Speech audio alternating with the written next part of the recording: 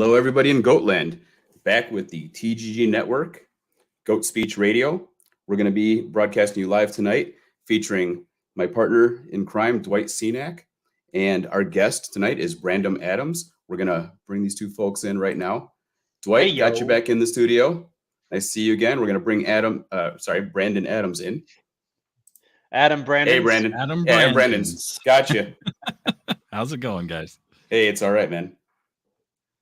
So let's talk about your game tonight, Warsaken. Yeah. Tell us a little bit about it first.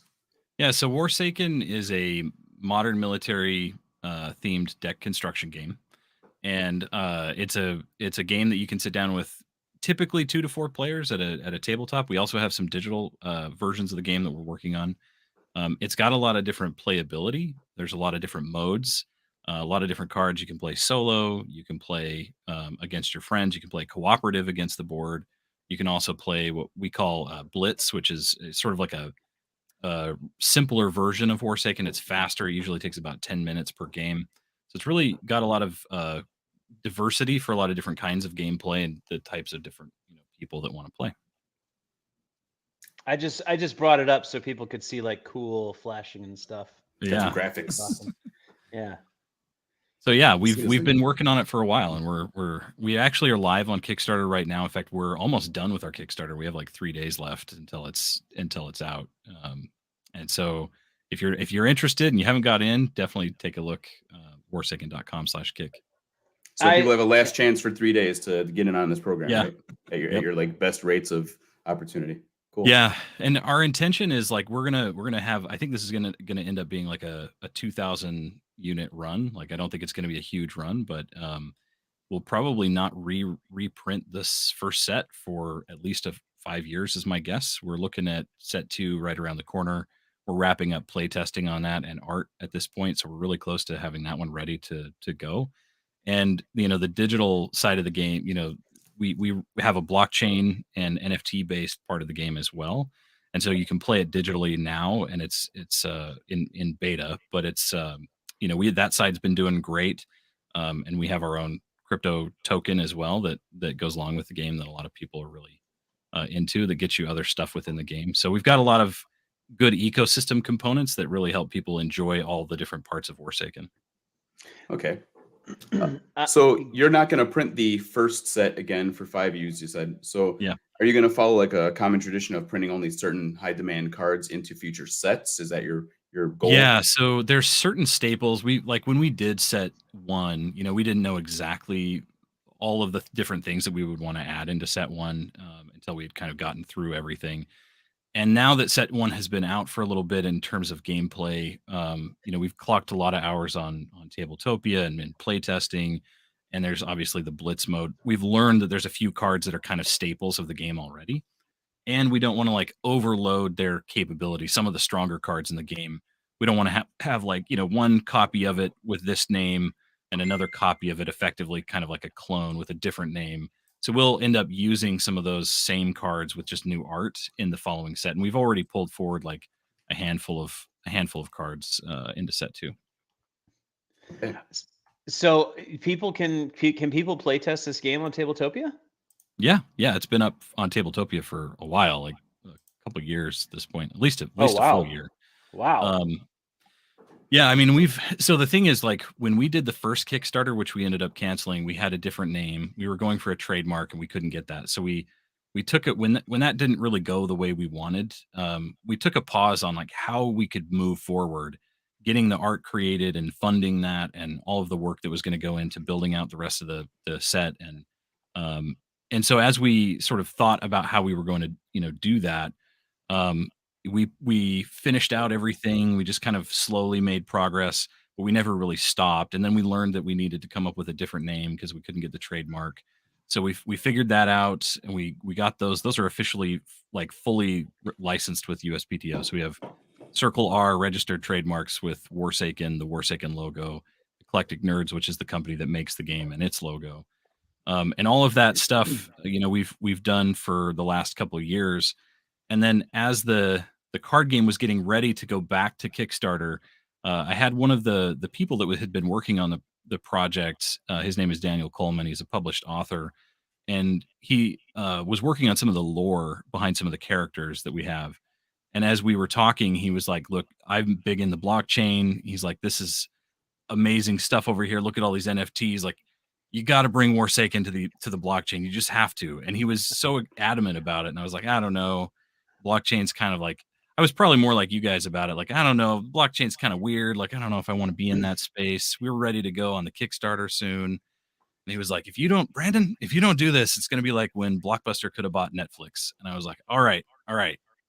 Tell me more. So we went into sort of learning enough about the blockchain, from who we would need to bring into the partnership to make that possible, and what we would need to make sure that had a successful launch there. And so we built up a community, and we kind of worked on finishing out all of the art. And in the blockchain, it's a very different marketplace. Like, the people who are in the blockchain are looking for collectibles. They're thinking in collectible terms. While in Warsaken, after we did the initial launch on our Kickstarter, we realized that wasn't really the way a lot of the retail gaming space is thinking. Right? They're much more about like the whole game, not really about investing money into some collectible thing. They collect games, right? They don't. They want to. They're into utility. Yeah, and it's. But you are in a card game format. Yes, we are in a card game format. You do see that in Pokemon and other card games, especially where the collectability of the card without the gameplay is pretty important to the way that I pitch it to people is like, we're going to start with the intent to just sort of release full boxes with everything in it. Yeah. And as we continue to develop, we'll see if there's a thirst for the cards to be, in different packaging. But in general, we want to start that way for now and see how the market kind of responds to that. And that's why your base pledge is $170. Yeah, because you're getting everything. You're getting everything.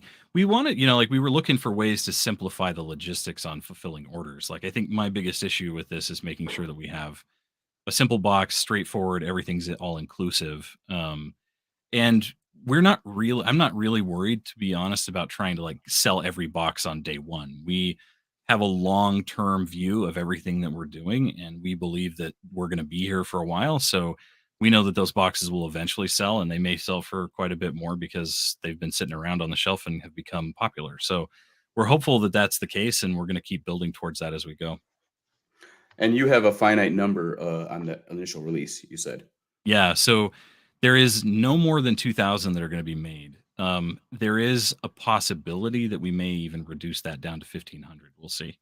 The Kickstarter is funded, and so we've got what we need to make the print run. We're just trying to decide whether or not we want to try and handle the extra 500 boxes or not in the short term. But I think in general, we feel really good about where we're at. Well, I just backed it just now. Sweet. So. Love it. Thank you. There you go. Appreciate it.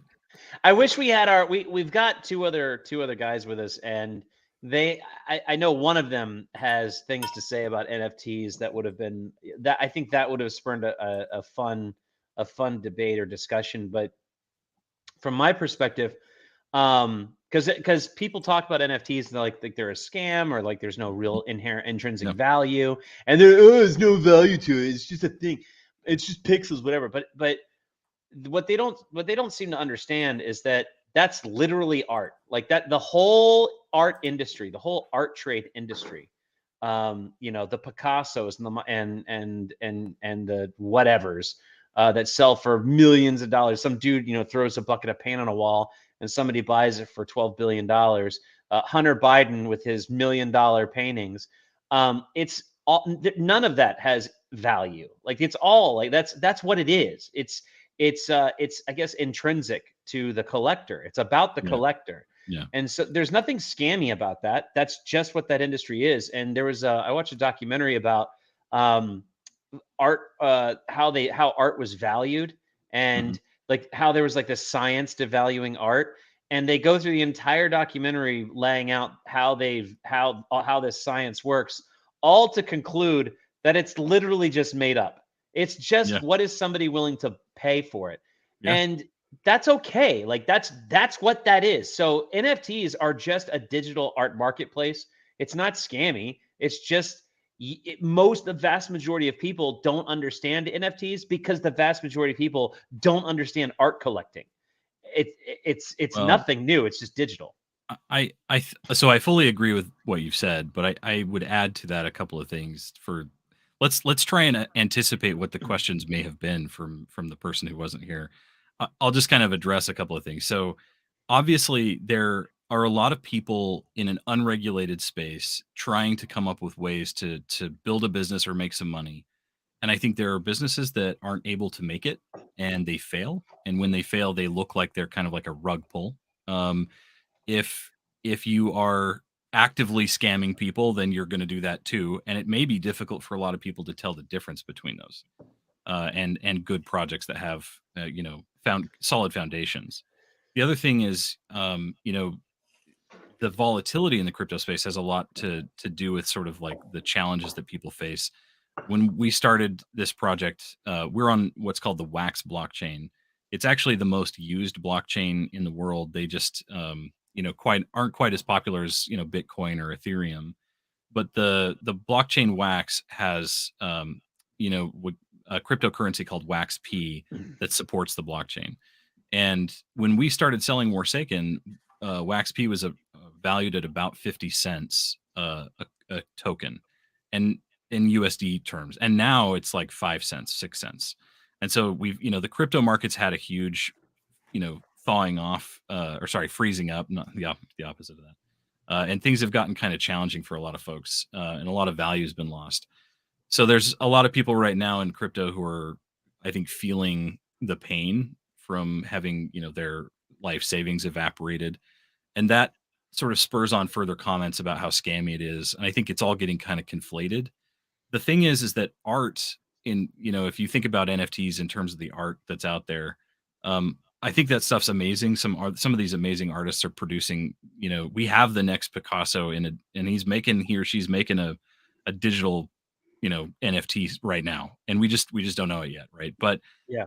the thing is, Warsaken's not about creating these like art pieces that you put on the wall as much as we're about creating utility in the cards themselves. And so when you think about the pictures, right, you can download a picture and you can keep it on your phone, but you're not going to be able to use that image in the actual game unless you hold the NFT in your wallet. And our game loads your wallet and you can see in your wallet what cards you have. And so you collect which cards you want, and those are the ones you have access to play with.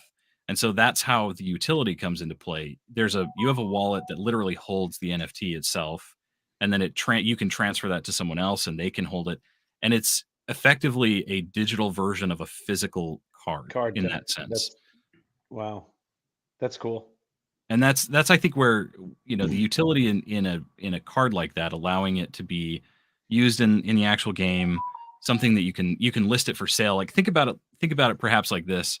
Imagine if every time you bought a Magic the Gathering card, and you wanted to be able to basically like, keep that collection of cards and hold on to it. When you're done playing Magic and you're sick of that game, what do you do with it? Right? You go and you list it for sale, or you take it to a card shop and cash in. Maybe you buy a different game with that. You can do that same thing with NFTs. And that's way different than like MTG Arena, for example, right? Where once you put the money in the system, like it doesn't come back out. There's no way to like turn that back into cash very easily. You can kind of try some stuff with, online. Some games allow you to do online trades. And so you can sell it on eBay or something and hop into a trade with somebody and close out the deal that way. But there's a marketplace called like Atomic Hub. There's a couple of other marketplaces that allow you to sell your NFTs to other people. And so you can create we have all these NFTs. You buy them in a pack. You open up your pack. You get all the cards. Once you have your cards, you can play the game with them and you can list them for sale if you got something good. Turn around and take the wax that you made off of that, the Wax P crypto token, and convert that back into fiat cash. And so there is like this ability for you to basically take a digital game that today Apple takes 30% of, and then the game maker only gets a certain amount, but then you are left holding sort of the assets. Are you happy with those assets, and what can you do with them once you've spent all this money on them? That's what crypto and NFTs really deliver on, is the ability to take that back out and put it into a different game or turn it back into cash and pay your mortgage, right? And I think that's where things get more interesting, in my opinion, and the utility really comes into play with NFTs.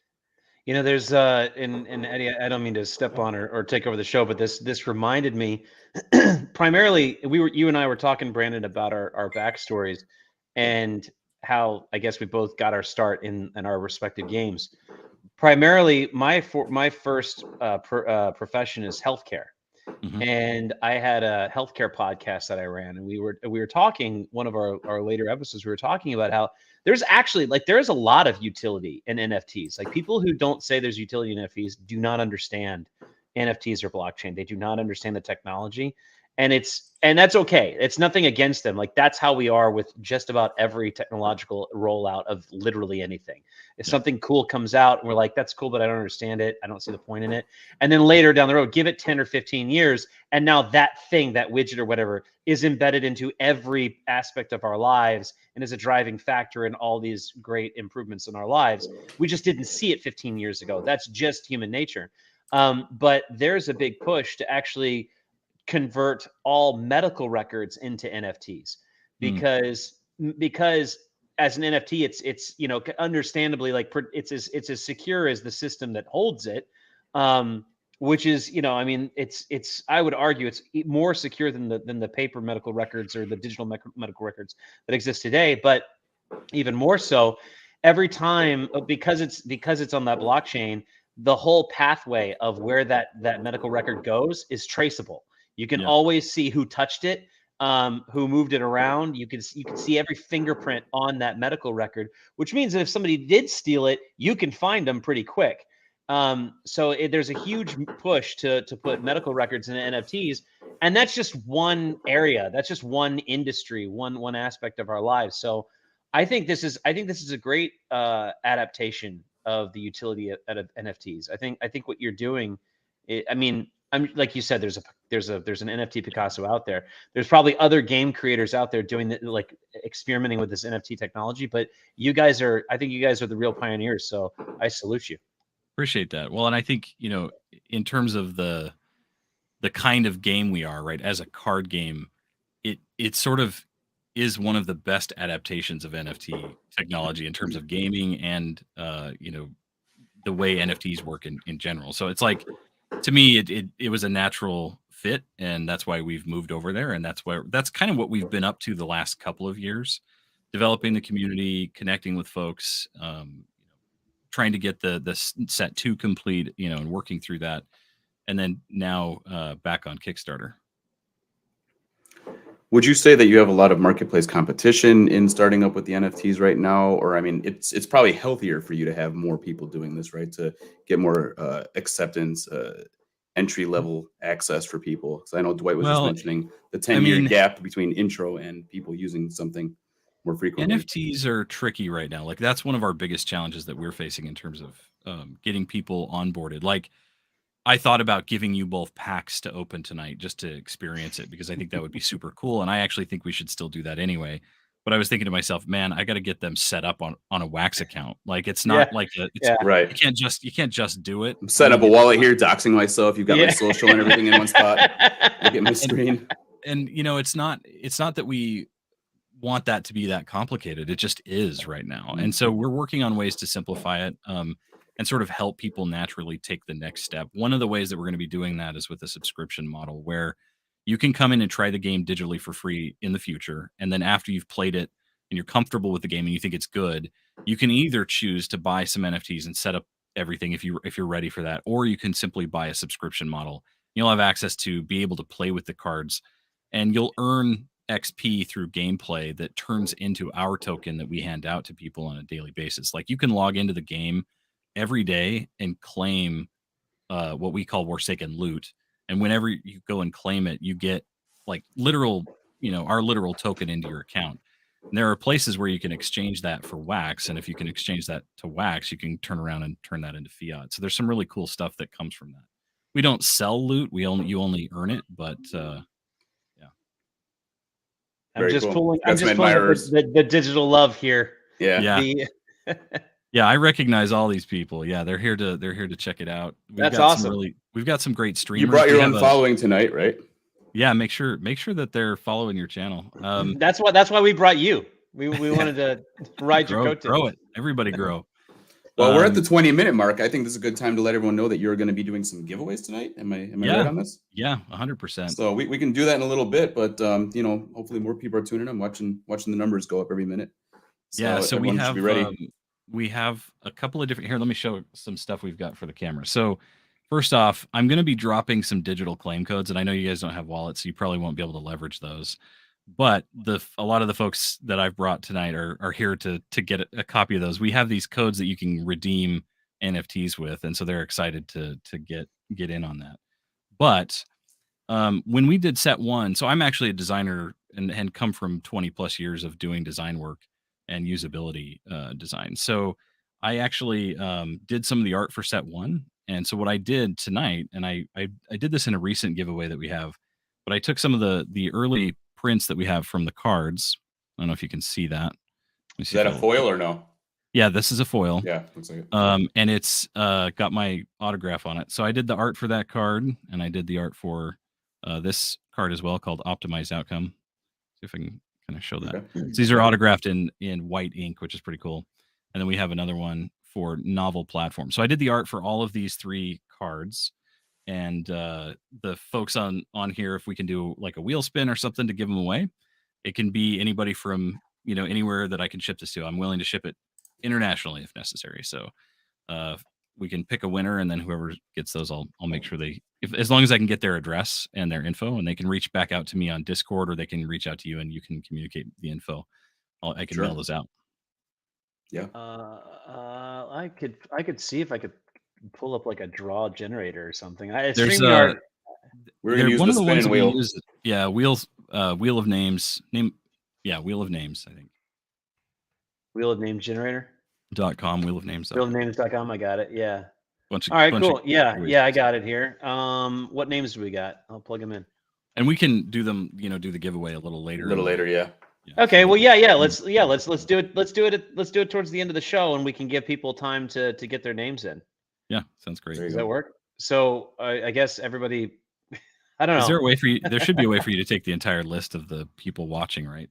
Well, I can have I'll tell you what. Hey, if you want to be in the Wheel of Names, leave a comment on the video. It helps with the algorithm, and it lets me pick up your name. All right. So that's what I'll do. I'm just going to read down the list of names. You guys are going to help us get famous. We're going to help push war. Hey, everybody wins. Everybody wins today, including the person that wins the spin.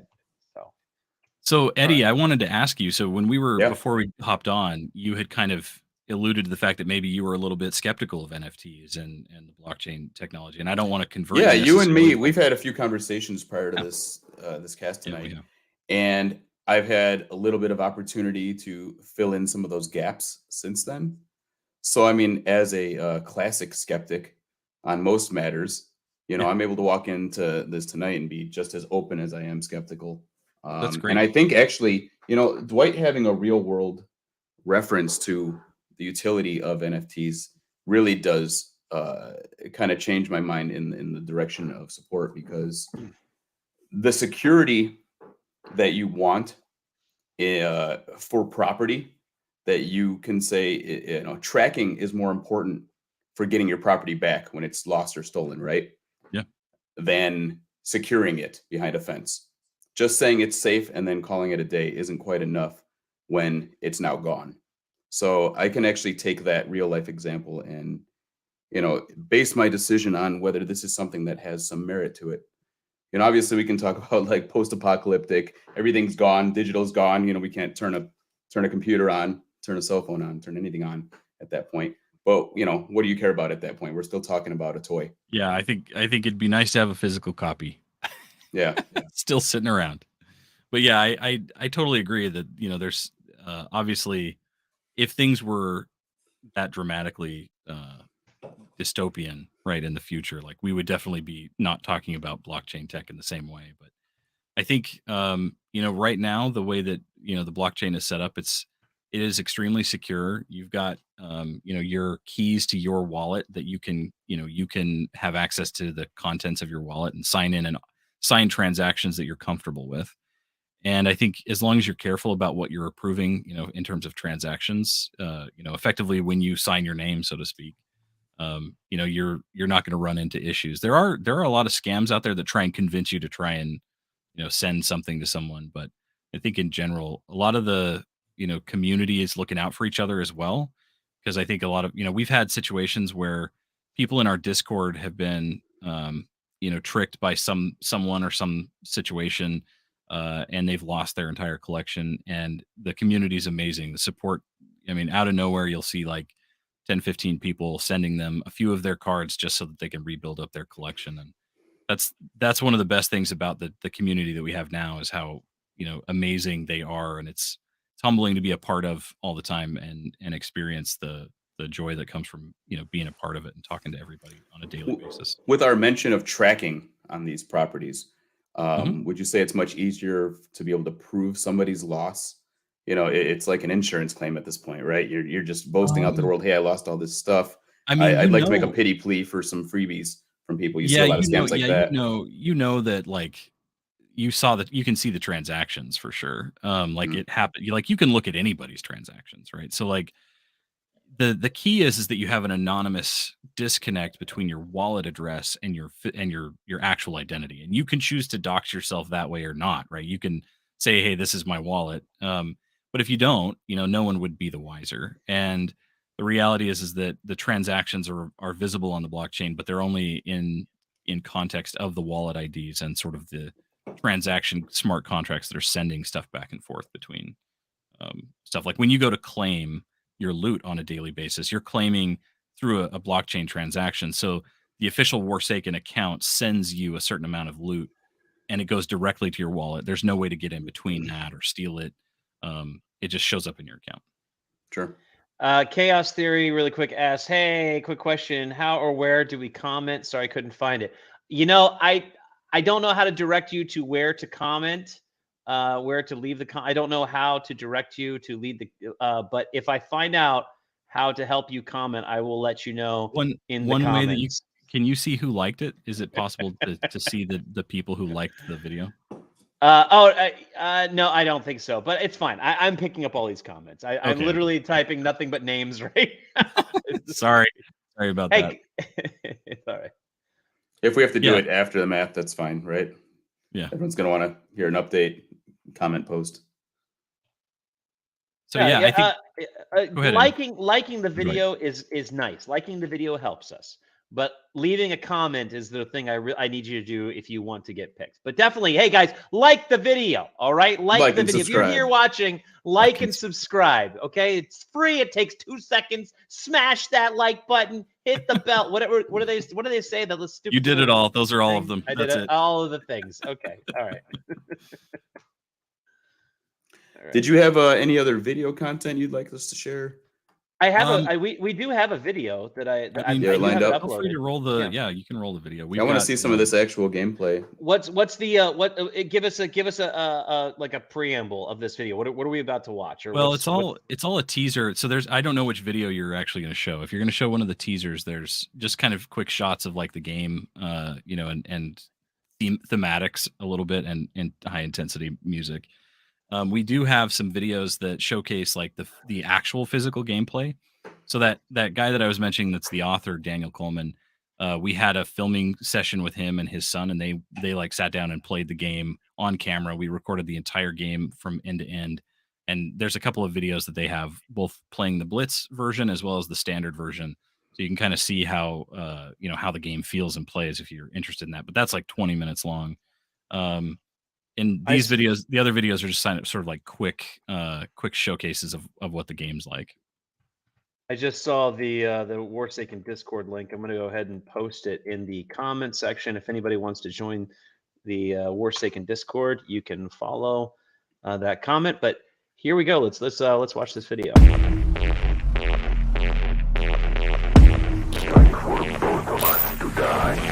If you want war, let's go, leaving enemy leaders down on the floor. I take off with the loot, I don't fumble, and I put it on West while I run up the number. I'm cracking over me a pack, yeah, I'm about to nuke them where they at, yeah. If you play the game, then you get the loot, you claiming it now, it's belonging to you. I'm launching a ballistic missile to destroy territory. Snipers eliminated the enemy leaders, cause it's mandatory. Man, I feel sorry for you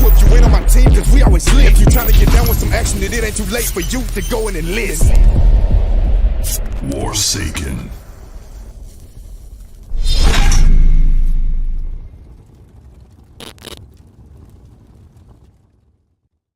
Holy crap. I don't know why. I don't understand what I just watched, but I am pumped. I'm jazzed. I kind of was like, I'm going to enjoy the tunes. I want to play a game and go to the gym. Yeah, right. I want to flip cards and lift weights.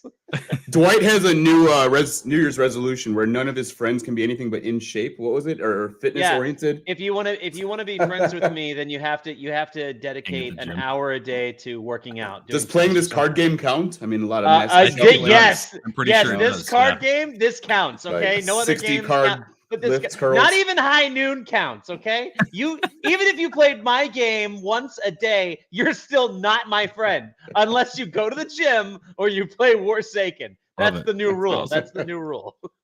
Yeah, that was the Wax trailer. So that's the like digital NFT side. We've got a very similar trailer that we developed for the physical game, which we have on the Kickstarter homepage as well.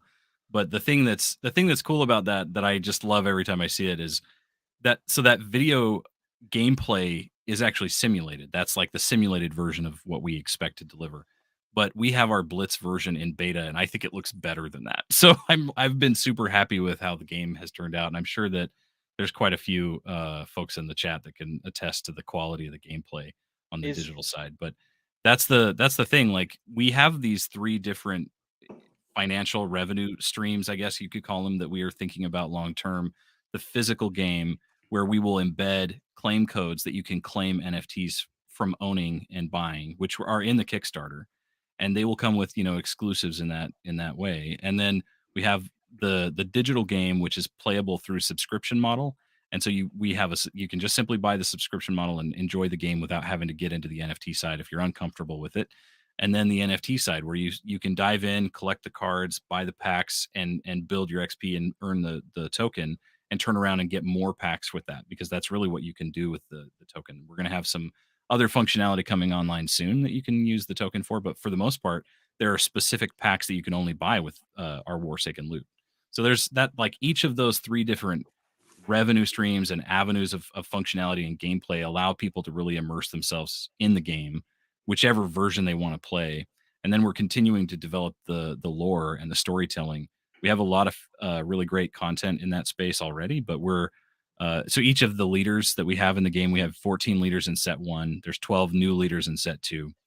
And each of the leaders are kind of like, you self-identify with, one of them, something about the leader speaks to you.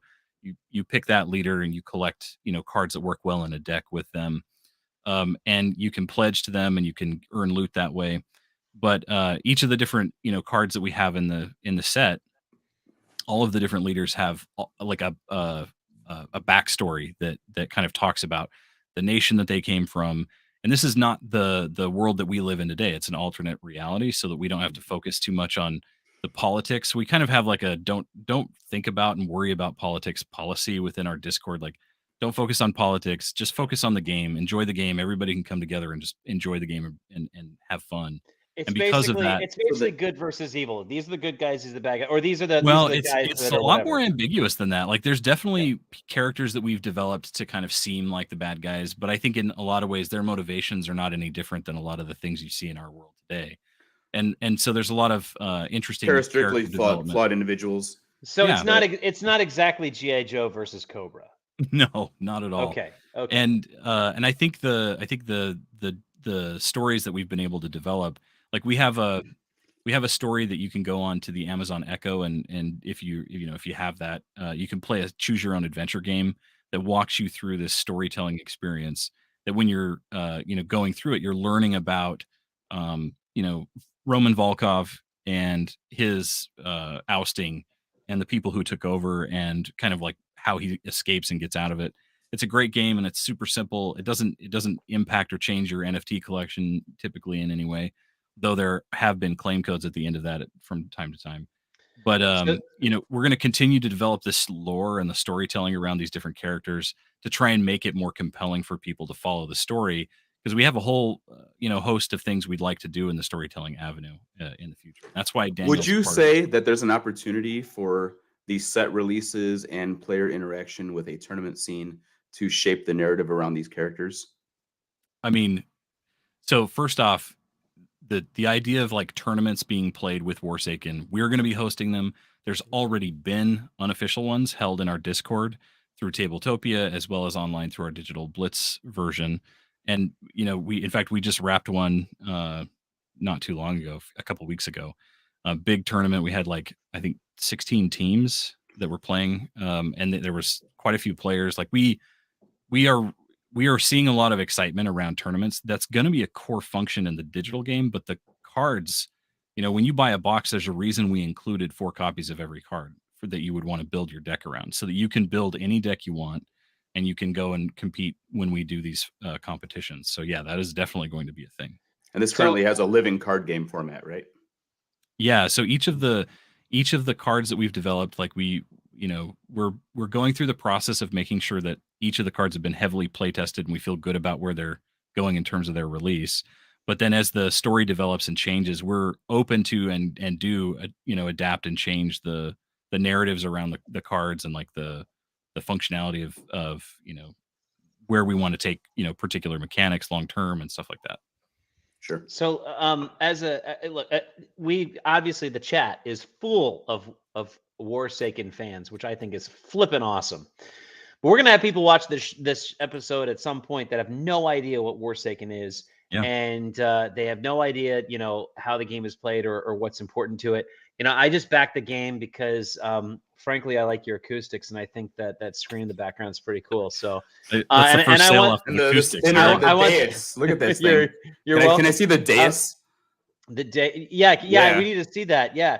No, but I'm looking at your Kickstarter right now, and let's just bring it up here. So you were sitting at 36,000. You've crushed your goal. Congratulations. Thank you. There's 3 days to go as of right now, which is December 7th. So still a few days left to back this game. We see that a lot of people in the chat know why they need to back the game, but somebody walking into this that has no idea what's going on, besides the fact that, as I said, this cover photo looks amazing. Like I say, it's like Hitman and Street Fighter had a baby. Yeah, I see Vega, Bison. Agent 47. Right. Yeah, Vega, Bison. And then up comes Red Alert 2 with the mammoth tanks. I mean, this is everything of my childhood. That's why I had to have this game. This is my entire childhood rolled up into a card game burrito. Yeah. So I am in with hot sauce of NFTs. But we come down here. So this is what the box looks like. This is what it looks like in the game. Yep. Okay. Yeah. So that's the game mat, I'm assuming, in the center. Yeah, so the game mat rolls up, and there's actually some, small counters that are included. I can kind of show those. I have some of them here with me, but so like we have these little trays. So we developed these. Let me see if I can get my camera to. Now, yeah, you have renders of those down.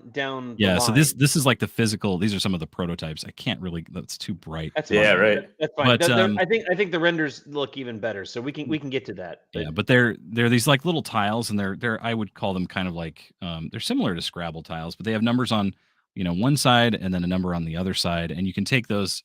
See if I can show the numbers. I can't see it. Anyway, there's numbers on there. Trust me. I don't have to try. I'm showing you. I'm telling you. That's why I try to tell you. That right here. I try to tell you. We get to it. The thing that's awesome about what does this mean? What is this? What am I looking at? Yeah, so we spent a lot of time trying to figure out how to solve problems, with the physical game. So one of the things that we heard early in feedback through playtesting and just like early reviews was like, man, you need a lot of dice to track all these things. And we just didn't want to have to force people to do that. So we were like, how can we develop something that's just a pure number on the table that they can quickly pick up, quickly change, allows them to quickly move through the damage that's being accrued through, gameplay, and represent that more clearly. And that's what we've done with these counters. But there's a lot of things you have to track. You track your intel, which is a lot of cards that allow you to kind of dive into your deck and pull cards out and move stuff from your hand to your discard, without your opponent, having a say. A lot of that stuff happens through intel mechanics. And so you have to build your intel. And if you get locked out of intel, which is something that can happen, you won't be able to play those cards. So you have to track your intel. your leader defines your starting morale, and so you have to have the support of your people when you're playing, in the concept of a military leadership. And so your morale of your nation effectively is tracked, and 56, that's a value. 56 leaders. So how many leaders would you have in one game? Like would you You have only as a play player? one leader when you're playing. So it's actually 14 leaders, Wow. but there's a few different variations of the leaders. So when you're doing draft, you're only allowed to use the base leader card. So you can't use the infinite or the tyrant version. It's like or a the core leader. version of the guy, or is it an Yeah. alternate rule set? Yeah, that's like the core version of a character. And that's what the top row there is. They're all the base cards. Okay. And then we have what are called infinite editions, and they're basically they get 10 more health and they get 1 more starting morale. So you would usually want to pick one of those if you have them, to play with. But then we have a few other alternatives that you can kind of make the choice harder. So the tyrant leaders, they're also called decadent leaders, have a mechanic on them called tax. They start with 1 less morale, and they have a mechanic called tax that you can use throughout the game that allows you to choose to like basically take a huge morale hit, but gain a bunch of money. So you can overtax your people and get a bunch of revenue if you need it quick, but it hurts your ability to withstand how you're advancing in the game. And everything comes down to your leader. Like you have to eliminate all enemy leaders in order to win. And so you have a leader, and no one's allowed to attack your leader until it's become compromised. Sure, In order, vulnerable. and as soon as you're there's 3 different ways to compromise a leader. You can destroy their 4 starting territories. So whichever the territories they have, if you eliminate all 4 of them, they are then compromised, regardless of any other values.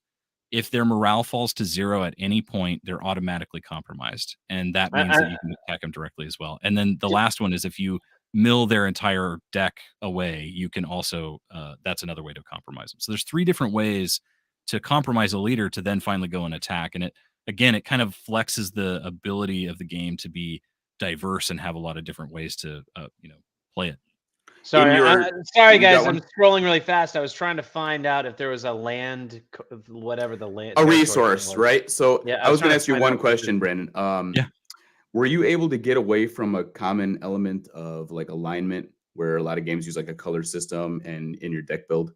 Oh, yes. Let me talk about that. So first off, territories that you start with, you get to pick. They start on the table. So you don't put them in your deck, and you don't have to do the work of trying to like draw them or anything. And the resources roll over from turn to turn. So if you don't use them, you can leverage them the next Oh, there's turn. banking. The one thing that is interesting with it is there's mechanics within the game that allow you to snatch up other people's resources depending on cards. But so they are vulnerable at some point in certain cases. But the thing that's important to understand is that there are 5 different resource types. We have equipment, which is a lot of things like tanks and stuff will typically like planes and tanks will typically have equipment. Fuel and power, which are often sort of juxtaposed. You don't usually see them together.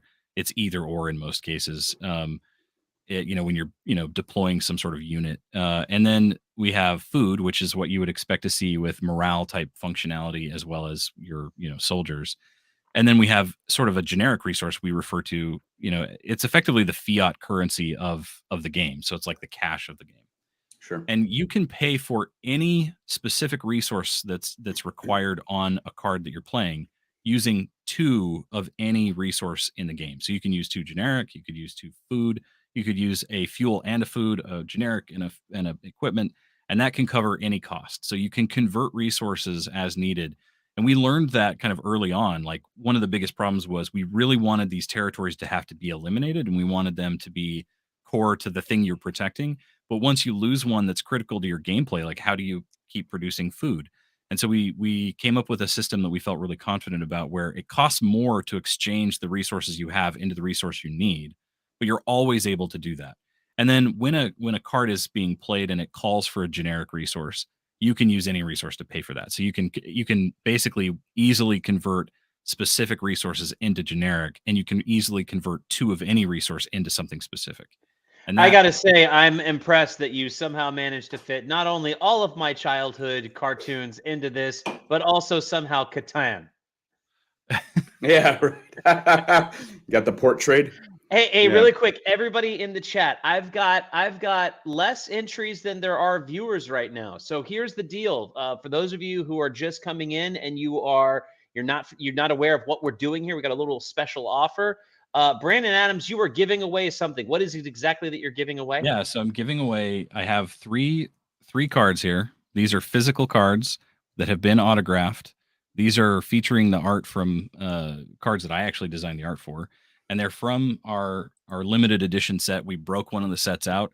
I've actually been autographing the cards, and they're all one of ones. They'll never be signed again. I won't sign any more of them.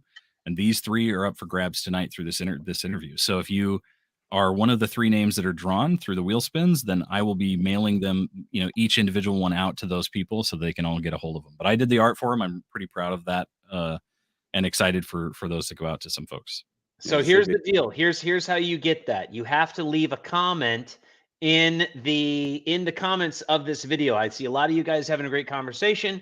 That's what we love. We love this activity. We love it basically because it helps the algorithm and it makes us famous. So you're helping us become famous, and we're gonna have, and you're helping this guy get his game crush it, which he's already done. He's gonna help you get some cards. Everybody wins. But here's the caveat. You got to be here. You got to be present to win. So you got to hang around. You got to listen to us gab some more, because when we call the name, I'm going to be like, hey, comment, say you're here. And if you don't leave a comment that you're here, I'm going to spin the wheel again and we're going to claim somebody else. All right. So don't miss your spot. Now, having said that, Be attentive. as much as I love the conversation, I want to put this out there. Spamming comments is not going to get you more entries. Okay. I just need to see your name. That's why I need the comments, so I can see your name, so I can type it out. So engage in the conversation, so I know that you're here and I can put your name into the list, and then we'll do the spin and be present for that. That's going to be at the end of the stream, and win a card. All right. So back to the convo. I'm going to shut up and start typing away. Yeah, I love the deep conversation about the game mechanics. I think one of the things that's blatantly different between, the gaming industry and retailers like yourselves and people involved in the gaming industry versus folks that are in the NFT and blockchain industry. A lot of the games on there don't go into this level of depth about the game.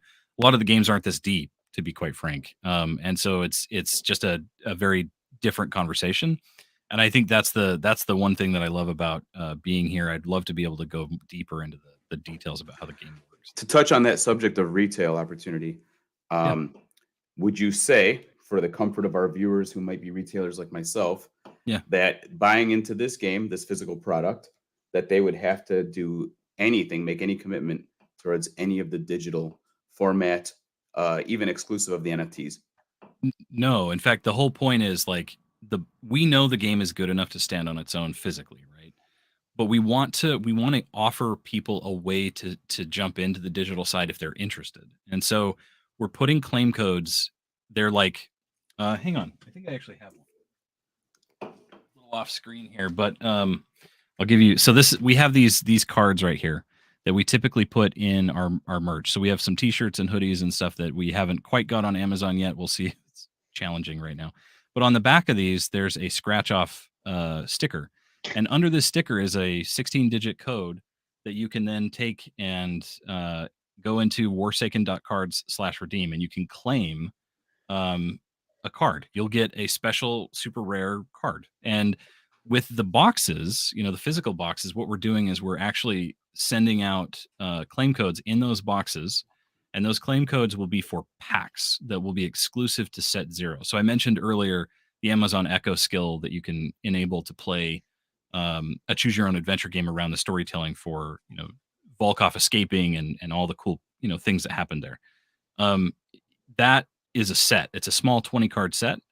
And the packs are going to be exclusive to the boxes that are going to be shipping out. But if you don't want anything to do with those, if you have no interest whatsoever in the digital side, in fact, if that's a huge turnoff to you, they are a bonus in the box. You do not have to use them.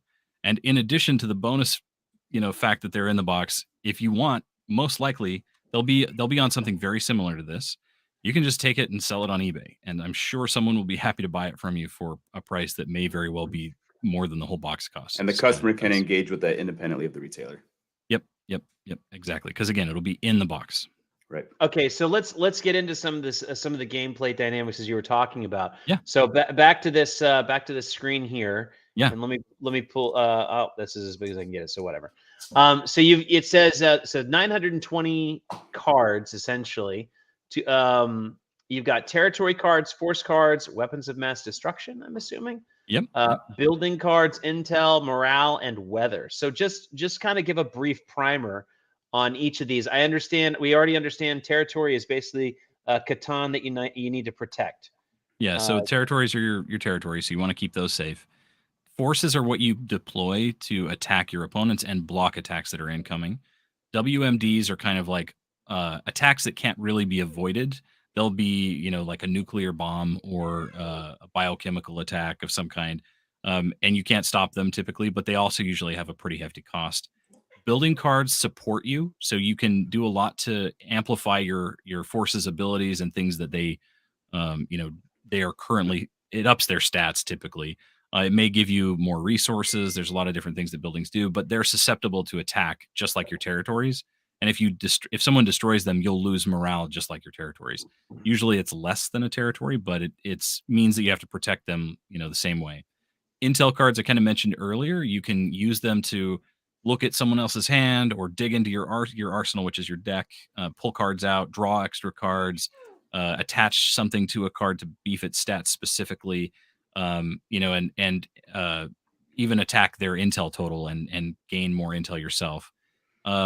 Morale is, they're typically cards like one of the big ones that we have in set 1 is called Cut Corners. So it allows you, when you play it, it'll take some morale from you, but it allows you to get a card out faster in the game. So you can advance the timers that are in the game to make things go more quickly. And weather plays sort of a unique role. So obviously weather is important in actual warfare. And so when we thought about how weather could be played in the system of Warsaken, a weather card can be played for free, but you can only play one per turn, and it affects all players equally. You can build your deck to minimize the impact of your weather, but you can't assume anything about what your opponent has done with their weather in their deck. And if they play a weather card, it will bounce the weather out from the center of the table. So effectively, you've got a central weather card that can be in play until your next turn, or until someone else bounces it and replaces it with the new weather. The weather's changed. It's common board state. Yep. And so it's a really cool addition to help, change. You can seriously delay your opponent's ability to attack. But if they have a weather card that bounces that, you may have missed your opportunity to attack, and they may now have they're free to attack you. So there's a lot of trade-offs that come with, the different weather cards. Well, okay. I think I got all that, but just in case, repeat everything you just said. I wasn't listening. No, I'm kidding. But I was kind of caught for a second on the WMD. Yeah. And I had a daisy chain of thoughts. So follow me on this little, go for it. Little rabbit hole. Okay. So have you considered changing WMD, which I identified that immediately, but change it to OPD for two reasons. Number one, because whopped just sounds funny. And two, because then you wouldn't actually be lying in your description, wherein you say overpowered is their middle name. It would actually be weapons, and then it would actually fit. It would actually make more sense because it's weapons of overpowered destruction. Consider that done. We're going to make that change. Just kidding. But yeah, it's the thing about WMDs, and honestly, all of the big hitters, like there are some really strong cards and they cost a lot. And we have a really interesting cost system when you play cards, and it actually dovetails really well into the G-forces. So I'll kind of cover that. But whenever you play a card, there are two costs. There's a resource cost and a time cost, and it's consistent on every card. Every card that you can play will have both of those costs. And one of the things that's important to understand about that is that you may be able to avoid the resource cost, you may be able to cheat the timer, but you typically can't do both. And so you end up with the ability to play cards maybe for a few less resources or swapping some resources around, but you're going to have to wait the number of timers. But you can play that card I was talking about earlier, Cut Corners, to reduce the timer and get it out earlier, but it's going to come at a cost for your morale. So the timer system, I think the way that we've implemented it is it seems fairly unique from other games I've seen. I'm sure there's other games out there that have something similar, but the way that we've developed it really controls the pace of the game. Your leader has abilities that are based on the timer as well, and all of those things kind of play in together to control the speed of the game. And so the G forces that you have on screen right now, every rank 4 super strong card that's in the system has has the G force equivalent. So a in what I think we've got Apex mech on here. So Apex 55 mech normally costs several power and equipment resources in addition to everything that's generic. G forces are straight generic, so they're entirely generic swapped resource costs. But because you can get them out early and potentially for cheaper for you. They're limited to only one per deck. You can't have too many of them just because it could impact your ability to or your opponent's ability to kind of defend that against it. Did you ever play do you ever play computer games like back in the day, like StarCraft, Warcraft, Yeah, all that stuff? 100%. Did you ever play a game called Seventh Legion? Uh-uh. Okay. It was an indie. It wasn't indie, but it was like back in the day, like back in the 90s, like anybody could publish a video game or a computer game of whatever. And RTSs were huge. And Seventh Legion was one of those crappy RTSs. I loved it for some reason. But what they had was it was basically a hybrid of a real-time strategy game and card game. So you're building your base. Eddie, you played this game? Eddie, you're muted, buddy. You're muted, Eddie. Sorry, I was doing some side work. Did you play it? I think I just watched like an AVGN or somebody doing a review on that game like a week ago. Oh my God, that's amazing. I can't because nobody ever I'm very serious about this. I just watched something. Nobody knows this game, but I loved it. I love the soundtrack and everything about it. But they had these cards, but everybody hated it because you had this deck of cards that would randomly generate, like you were drawing from a deck. And everybody would, and like it would automatically generate the card into your hand, and it was the same deck. Everybody had the same deck, so everybody has like the same type of cards, but they were all OP. They were all whopped, and they could. And like one of them was basically like a nuclear blast, and it would annihilate everything on the board. Like if you were about to lose, if the army was about to come on you and destroy your entire base, you could waft them with this nuclear blast, and it would wipe the whole board. And then you would have your headquarters with 1 hit point. They would have their headquarters with 1 hit point, and that was it. And you had to build from scratch. But it just, when you're talking about this war game with these weapons of overpowered destruction cards, I'm not letting this go. By the way, I can tell. Neither are your fans. I know. I'm going to be hearing about this in some hard Discord for nostalgia months. points with Dwight tonight. I have rallied the troops. Yeah, you really have. So I'm sorry again, this is just, I'm telling you, man, your game, on purpose or not, is just tapping into all of this nostalgia in my brain, like all this like obscure. You know what's funny? Memories. You mentioned StarCraft. So the concept of the timer system was inspired by Command and Conquer, which is very similar, right? Like, bigger units take longer to get out on the board, and smaller units move out quick, but you can produce a lot of them quickly, but they have less cost, they have less time, but they always had those two things, right? Every unit you would put out in Command and Conquer it always cost time, and it always cost an amount of money. Resource. So we've got the same concept in our own kyber crystals or something. Yeah, and our system allows you to basically adjust the costs in various ways by playing certain cards, and adjust the time, and you can even adjust both of them in through different various ways, but you're always doing it at an additional cost of some kind somewhere else. So maybe it's morale loss or whatever it may be, but it makes the game, like I was talking about, this pace of the game being controlled. We have this strong sense of trying to keep the game to a point where the leader abilities always have a chance to go off. We've designed the game specifically to try and maximize the fun that everyone's having, including the people who are losing. So if you're going to lose the game, we want you to have had as much fun as possible and feel like, man, I didn't make that right move. Eddie. Yeah, my cat's going crazy. He wants attention. Get He out. wants to talk. He has some thoughts about WAPs. He's said, like, I want to know. It's rigged now. Where's the cat WMDs? Naked WAP! No, WAP! It's WAP! See, he agrees with me. Even the cat agrees. This poor cat. She's having Man, a bad what are you time. doing to that thing? She's all twisted up. Oh, I'll be back. Let me help you out. There we go. so the thing is, like, we wanted losers in the game, the people who were going to lose or they kind of knew they were going to lose, to feel like there's always a chance. They've always got this last minute opportunity. And there's so many people in the chat here that have played standard. They can attest to the and even Blitz is the same way. How quickly the game can swing back the other way, but also how every match comes down to the last couple of turns, and it makes it fun and kind of exciting all the way down to the last second. And I think that's one of the best parts about Warsaken's pacing.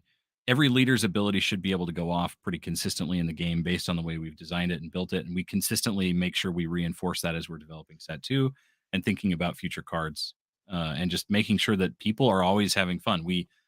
A tenet we took was, let's make sure that everyone who loses enjoys losing. They walk away feeling like they tried hard, they put everything they could on the field, and that's that's the way it ended. I see you have a solo mat, so you can play single player. There's 15 levels, so there's 15 missions you can do, and then you can just do skirmishes for days. So that's one of our favorite. So we had this when we were launching the original Kickstarter. We said, hey, we want this solo mode, but like we just didn't have time to finish figuring out how to portray it properly in the Kickstarter. And so we were like, I don't know if anybody's going to really care about that. So we launched it. That shows how much we didn't understand about the market at the time when we launched it. But so we developed the solo mat so that you can play, by yourself and play test your decks. So it plays almost identically to the main game. There's just a little bit of and I even have some cards here I could show that there's a couple of things that the board does decision wise that are it thinking like its own self, but it allows you to basically play test your decks, play these 15 missions, and learn more about the story and kind of get more experience in the game. And then once you've completed all 15 levels, you can make your own setups. I actually have this vision in my head that at some point the community will develop sort of like benchmarks where you want to build a deck. Well, can it pass the so-and-so benchmark? Can it pass this other benchmark? And that will be entirely community driven. And I think it'll be awesome for them to be able to, try something out. Did it work? Does it feel, like it was a smooth play, and refine it as they need. So that's one of the best parts about it. But it also allows you to play co-op. So you can play 2 people or 3 people against the board as well. If you have a bunch of buddies getting together and you don't really want to play against each other. But the way that the cards work, I'm going to just kind of show this really quick. So this is like an attack card. So it says, the Cabal, I'll just read it. The Cabal forces attack your weakest territory that can be specified, or your leader if they're available for attack. So you can basically, all of the Cabal's forces would attack. Well, they do a lot of these big bold moves, but honestly, that happens pretty heavily in Warsaken. Blocking is not quite as popular, and that has a lot to do with the way that we designed the cards. So when you're attacking, you have Navy, ground forces, and air forces. And so because these 3 different categories of forces are out in the war zone, when you're attacking, you can't necessarily block a Navy with an army force or something that is on the ground. A soldier can't just block a Navy force by naturally. And so it's really difficult to build a deck that covers completely everything all the time. And because you're challenged by that in the deck construction side of things, you inevitably end up with situations where you can't block something anyway. And so you're going for broke and really aggressively attacking. The game is much more, I think, aggressive in that manner than other card games. Would I be giving away too much if I asked you about any sort of Space Force aspirations in gameplay? No, and we've talked about it. Like, the reality is, when we designed the game, we actually designed it so that it could be themed with any OEM brand. Like, we had talked about the idea of connecting with popular brands that don't have a card game out that might make some sense. I've been at Microsoft for a long time back in the day, and I have some people I know. I was like, hey, maybe we could work out something with Halo. I doubt that that'll ever happen, just today, the way that we're talking about it. But like, that's Right. something that we've thought about. So the idea that it could work is embedded in the game already, but we haven't had any desire to push that right now. Set 2 is coming out, and it's going to be, a lot more heavily focused on helicopters. We didn't really have helicopters in set 1 very heavily. Another facet of the game is artillery, how artillery plays into the mix. And then we wanted to do a lot more attachments, like more things that could attach to other cards.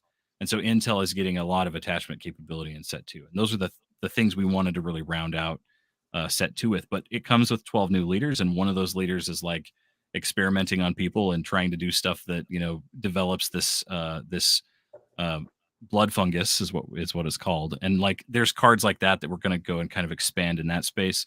But literal space hasn't been something that we've been pushing yet. But it's not impossible. It's just, we want to make sure that we're keeping it local to the planet as much as possible. So if there was any space stuff, it would be like more around like aircraft that might be a drone that can go up high in altitude and kind of achieve almost Maybe intelligence. Yeah, well, there are, to be fair, like there is some space related stuff. Like we have a few WMDs that are literally space weapons, and they're drawn that way. We also have things like satellites and stuff in the game that are intel, where you're using your satellite to like draw more cards. You can look at your cards and kind of flip them around and stuff and put them back in certain orders and stuff. So yeah, there are elements of space, but like a space force concept hasn't been something that we've wanted to like crack open yet. But it's area design space for set set 3, 4, 5. We might look into to some degree. I think we'll be very, very cautious and careful about it. And would you say your timeline is modern present or postmodern? It's probably like, I would say, we've talked about it before, it's like something like 10 to 15 years from where we are today in terms of time. The thing that's important to understand though is that it's an entirely different like history of life on this planet, right? So it's the same Earth but totally different. The geography is even different. So you can kind of assume if there was a divergence somewhere early in the formation of the planet, right? All of the butterfly effect stuff down the road. We have mechs in the game, for example, and those don't really exist in a serious way in warfare today. But drones are definitely something that's around, and like we have those, and like there are certain elements of technology that we've definitely leveraged and gone a little bit beyond what's available today. A lot of space weapons in that space as well. I know you mentioned this a little bit earlier, and a commonality with a lot of our TG network and the guests we bring on is our, political stance or position in the industry. I'm not going to get too heavily into cancel efforts and attempts and things like that. But what I want to say is your game in and of itself is separable entirely from real world politics. So you have some amnesty from any sort of criticisms that would ever come your way. And I'll be honest, like that was intentional, right? Like the reality is I have family members who are politically aligned differently than myself. I have close friends that are politically aligned differently than myself. And it's challenging from time to time at any given moment to, navigate those waters and just like hanging out with friends sometimes. And I think that I don't want that to be something that people even have to think about when they're playing Warsaken. The whole point is that you get rid of all of that. You don't think about it. You don't have to worry. The effort made to avoid all of that in advance spares you from any of the effort you might have to unfortunately address. Does it though? I mean, if somebody finds his text on his phone or whatever and discovers who he actually is, they could totally take it out on his game. I mean, the reality literally is like, what happens. I think I thought we all got canceled. Yeah. Yeah, I'm not a fan of cancel culture. I think the reality is that there's something to learn, I think, from every person. Like I personally believe that every single human on this planet has something to offer in terms of their life, their experiences, the things that they've seen, the things that they've done. Whether you are learning because they did something you feel is wrong, or if you're learning because you feel like they did something that's right. And I don't like to put people into boxes. And I feel like that's a really important factor for me personally. And so when I talk to people, I don't want to talk necessarily about politics. I want to focus on the things that you've learned in life that make you and that make you special and that make you, somebody that's succeeded or struggled. And I want to hear about those things. And I talk to people every day in our Discord about some of their situations that they've got going on. I learned a lot about our community is super international. We have people from, everywhere from, China and India. We have people in the US. We have a lot of Canadians who follow us. We have people all over, Indonesia and the Philippines. And it's like literally every part of the world. There are different members of our Discord.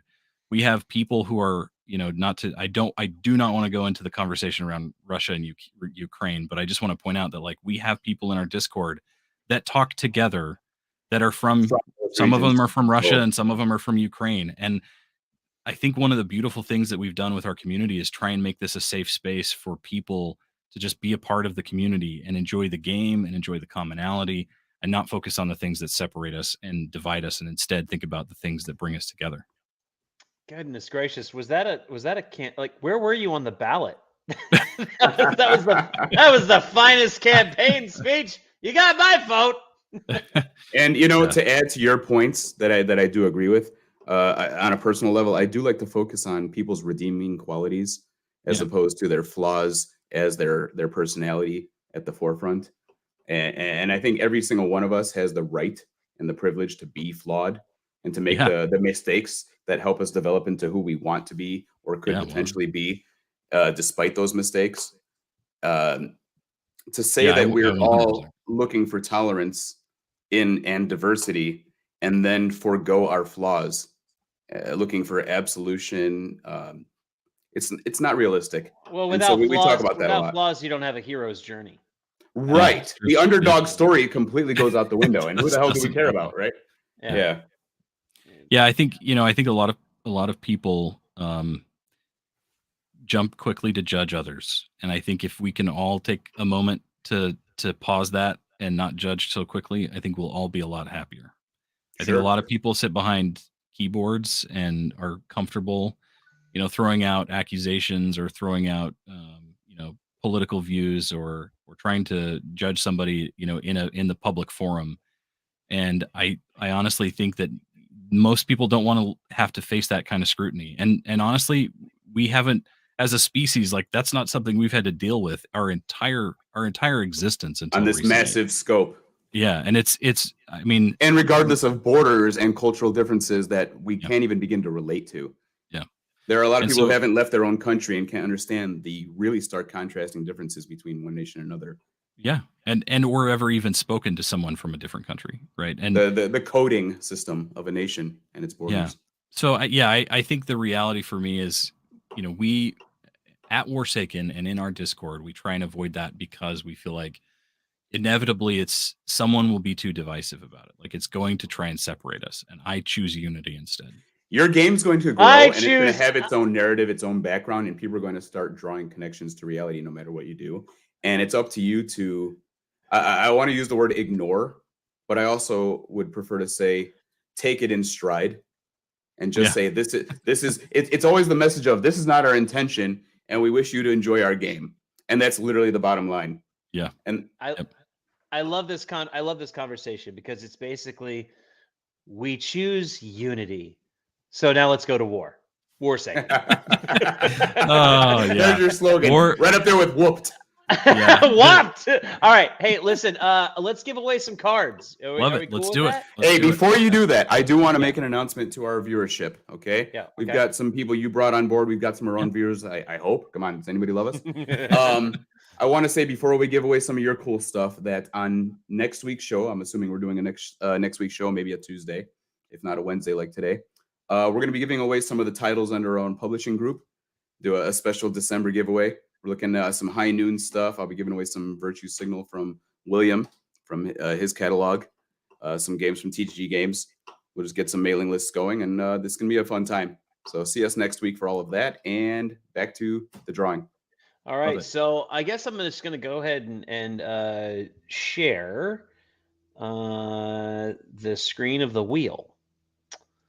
And that sounds like a good idea. Yeah. I'm dropping some codes for my viewers right now that are here from the blockchain and know what these codes are. Each one of these codes is for what we call a murdered out variation. We have nice black and white, really super cool cards, and they're the same cards you would get in the merch. and everybody's going to have a shot at those. I hope that that everybody's able to get one that can go fast, the fastest, five people there. Hey, Brandon, I know you didn't want to pick sides, but the wheel did. The wheel says that the whole world stands with Ukraine. So I'm just you tried to avoid it, but it's impossible. It's happening. All right, guys, here we go. We're gonna click the first card. Which card are we going with first? Brandon, Let's do yeah, let me go. Let's say the first one here, I think let's go with Hacked Network. This is it looks like this. Hacked Give us a tight angle on it from the light. There we go. There you go. Yeah. All right. Hacked Network. All right. So here we go. And there's no music for this. We're just gonna click it, I guess. Oh, there it goes. Yeah, and then it could just pick a name, but it has to do this slow thing. Oh, Kilo Kush. Kilo of Kush. Kilo of Kush. So Kilo of Kush, are you okay? So Kilo of Kush, are you still here? Yeah. I need you to comment down below. I know there's a delay, but I need you to comment right now. I'm gonna count to 5. What you could do is go to the next card and come back. I could do that. You're right. I could do that. Give Kilo a little bit of time. Kilo, we're gonna spin for the next one. You have until then to say hey or something. All right. Don't congrats Kush. Kush has to leave a comment first. Anybody else could come back and get that. All right. We're going for the next card, and the next card is what? What is the next card? This is a novel platform. So this is really cool art. It's kind of like a map searching. This card allows you to get other intel cards out of your arsenal. All right, here we go.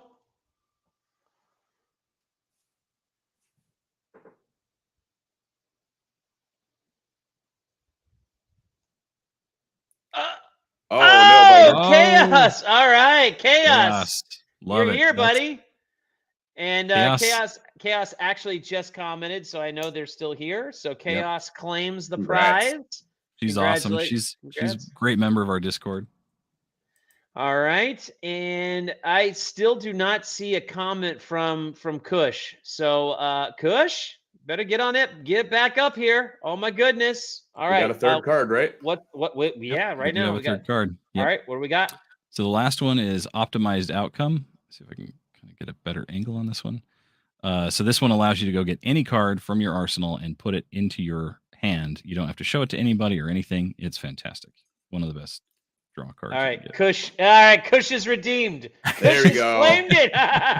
Sorry, rip to everybody whose hearts were palpitating, hoping that Kush wouldn't leave a comment, and now they've gone into cardiac arrest. OMG, I am here. All right. Okay, so here we are, third and final card, and good luck, everybody. We're all rooting for you. This is the best card, right? It's definitely one of the better ones. Yeah. Dirty P. Dirty P. All right, Dirty P. I need you to leave a comment. Dirty, and keep it clean, though. Yeah, I know how to get a hold of Max, so I can make sure she gets her card. I do want to know if Kush is somebody in our Discord already. Yeah, Kush. Kilo Kush, are you are you somebody in our Discord already? As well as Dirty P. Yeah, Dirty P. Right. And by the way, Dirty P has not left a comment. Dirty, you got to leave a comment to claim the prize. Otherwise, it's going back. Give him a little bit of time. I am. That's talk about the weather. That's why we're talking. Okay. I'm just saying. We could literally talk about the weather if you want. I mean, there's where are you coming from? Weather cards. There are cards. Man? There are weather cards. Yeah. There are weather cards, and we should talk about them. So I am calling from Seattle area. So we're. Oh wow. Yep, we're over on the West Coast in the States. Kush, what we're asking is, are you in the Discord, or is there any way that you can reach out and confirm, or et cetera, et cetera? Yeah, if you're in the Discord, Kilo Kush, I'm not sure if there's several Kushes in our Discord, so it's tough to know exactly which one is which. Know your demographic. No wonder all of you get along so well. You're all high. Don't do drugs, kids. I just want to play cards. I legally have to say that. Don't do drugs. right? Yeah. Disclaimer. Do you though? You're in. Oh, is that how it is in Washington? Not so No, much. Actually, in Washington, it's a lot of that's perfectly legal here. I don't Do drugs, I don't kids. personally do that, but yeah, I mean, it's definitely happening. I Still guys, waiting on that third person, huh? Yeah, I think we're gonna have to spin again. I think I don't know. we're gonna Let's have to see. spin again. We're an hour and 20 in. What are we gonna do? Because I scrolled up. I'm scrolling up to even see where Dirty left a comment, and I think it was way back. I think it was in the way. I think I'll have to go into the Wayback Machine to find the comment that Dirty left. Kilo Kush is one of the streamers. Okay, so Kilo Kush, can you put in your Discord name into chat just so that I know what your actual Discord name is? That way I can reach out to you and get that prize to you for sure. All right, you know what? We're gonna spin again, and we got a new entry to this thing. Cool dude 2K7. So I'm gonna add you in there. Cool dude. Cool dude. I'm gonna be honest. I didn't even check how many O's I typed. I definitely typed way too It was many like though. Kumar with like 5 U's, 2 O's. I typed way too many, but whatever. Spin it. Oh, Try to pronounce you're- it. Go. Wish.com's Galadriel just won. Congratulations, Galadriel. I am Groot. Just won. Gal Gadot. Gal Gadot. Yeah. Hey. All right. And there it is. It is claimed. Everybody. The cards Perfect. have been claimed.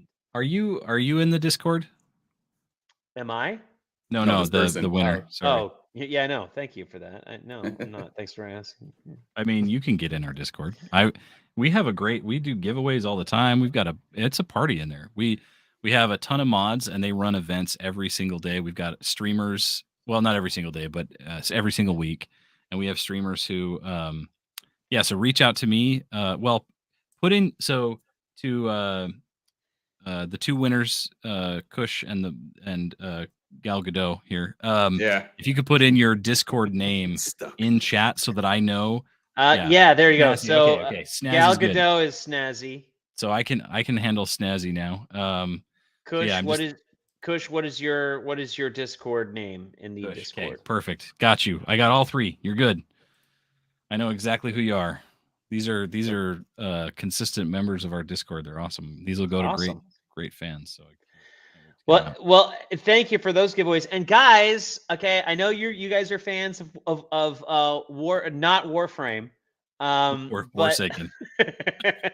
But listen, we would love it if you would be our fans. If you found this in any way entertaining, we do conversations like this all the time.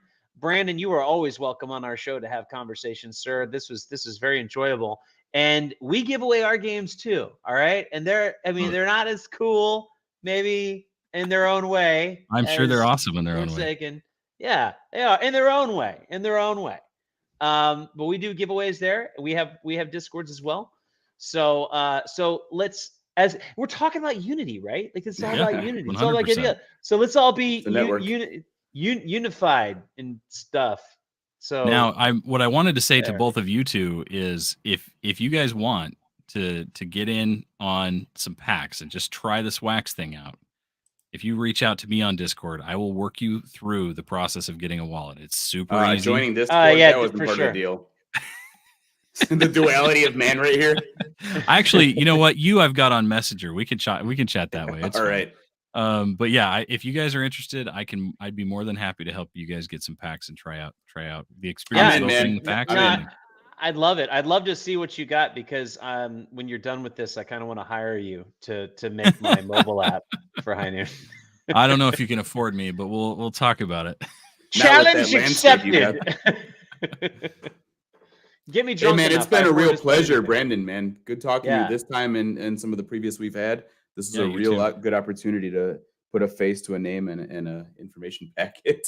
Yeah, appreciate the time and the opportunity to come on your show and talk about Warsaken and the blockchain. It's good. I think, from our perspective, we have a lot of people out there who are skeptical of the blockchain and NFTs, and some of the folks, like, just by mentioning that are like, I can't support this project at all, and that just it's the reality that we're up against. So we fight the good fight one battle at a time. So this is low to no risk, right? Yeah. I mean, Yeah. what do you got to lose here, right? I mean, everybody's different. The reality is like, I really appreciate the opportunity to come on the show and talk to you guys about the game, talk to you about the blockchain, have a great discussion, and it's been fantastic. Well, great. Well, would you stick around while we say our proper goodbyes? Yeah. And everybody, thank you guys so much for tuning in, and obviously follow your man Brandon and smash that Smash like that button, like button. ring that bell for the subscribe notifications. Keep up with us and all that jazz, and we'll see you guys later. All of you.